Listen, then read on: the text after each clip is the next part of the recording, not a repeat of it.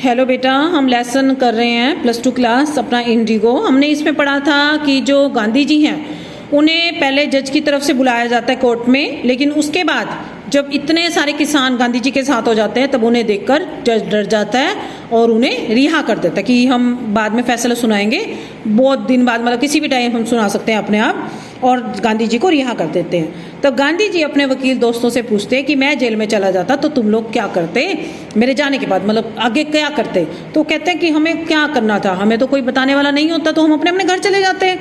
अब गांधी जी आगे कहते हैं what about the injustice to the sharecroppers. कहते हैं कि अगर तुम लोग अपने घर चले जाते, मैं जेल में चला जाता, तो जो शेयर क्रॉपर्स के साथ अन्याय हो रहा है उसका क्या होता। गांधी डिमांडेड, गांधी जी उनसे पूछते हैं। The lawyers withdrew to consult Rajendra Prasad. जो लॉयर्स थे वो सारे इकट्ठे होके सलाह मशवरा करते हैं।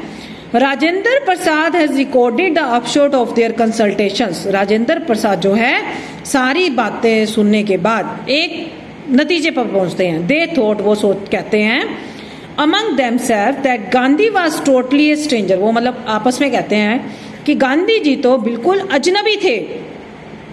And yet he was prepare to go to prison for the sake of the peasants. और फिर भी वो जेल जाने के लिए तैयार हैं किसानों के लिए।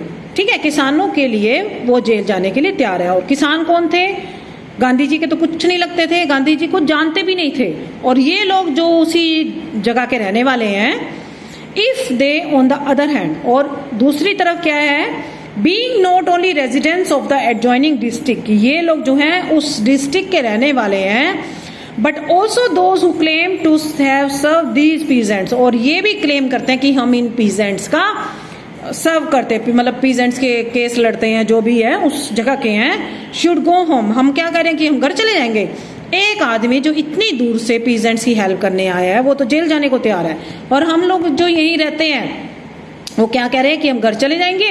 It would be shameful desertion, ये तो बहुत ही शर्मनाक बात जो है हमने कर दी।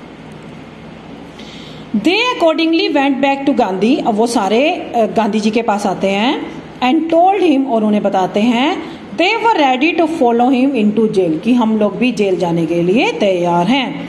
The battle of Champaran is one, he exclaim. वो कहते हैं कि चंपारण की जो बैटल है, मतलब गांधी जी बोलते हैं बात कि अब चंपारण की बैटल को हम जरूर जीतेंगे, अब हम हार नहीं सकते क्योंकि हम सब इकट्ठे हैं अब।